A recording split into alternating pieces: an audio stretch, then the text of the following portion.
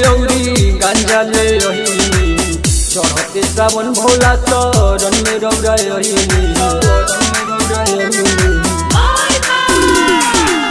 भागे धतूर औरी गांजा ले चढ़ते सावन भोला शरण में रौरा जिंदगी धन भइल दर्शन रावर पाके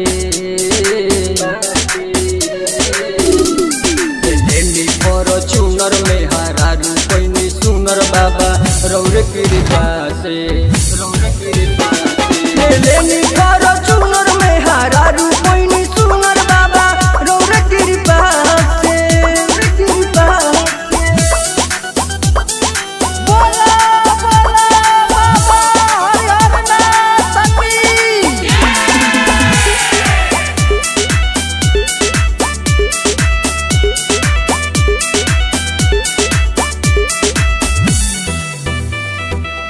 दिल के पतैया ढारी गंगा जल जी और भोला भक्त के समस्या अपन हल जी भोला भक्त के समस्या दिल के पतैया ढारी गंगा जल जी और भोला भक्त के समस्या अपन हल जी पूरा भई सपना देवे घर में आके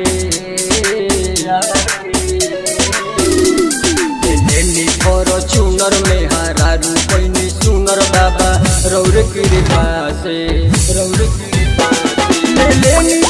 चुनर में हारू पैनी सुनर भोला रौरे कृपा से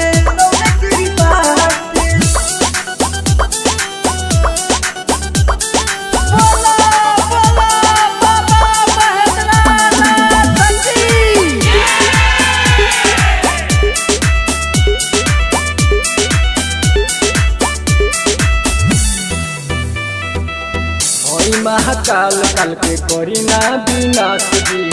लेके अले आशिक का सौतारे ओम प्रकाश जी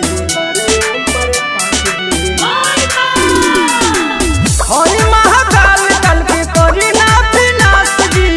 लेके अले आशिक का सौतारे ओम प्रकाश जी तू सोजित के रकम जोड़ी बना के